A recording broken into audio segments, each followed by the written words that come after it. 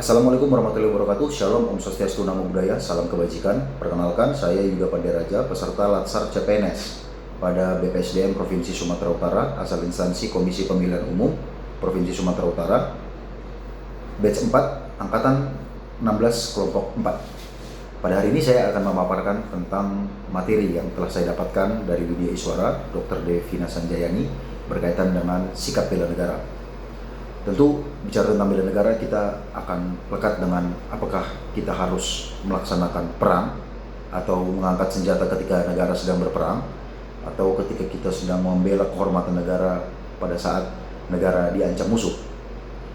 Tentu tidak terbatas hanya pada ancaman fisik daripada musuh atau dari negara lain, dan juga tidak terbatas pada bagaimana kita mengangkat senjata dalam peperangan.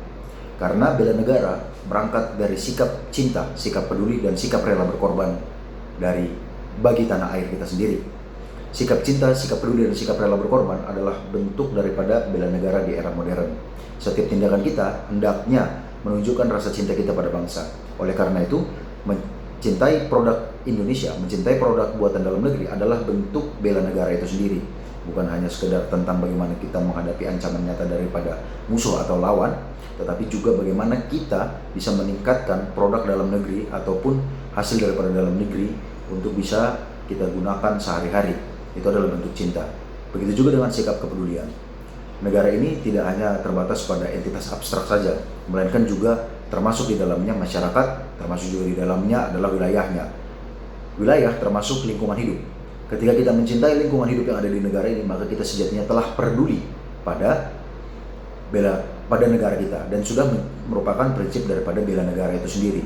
Menjaga kebersihan sekitar, tidak membuang sampah sembarangan, menjaga kebersihan kantor, menjaga kebersihan daripada pekarangan rumah dan di dalam rumah adalah bentuk kepedulian kita terhadap lingkungan sekitar yang juga bentuk bela negara.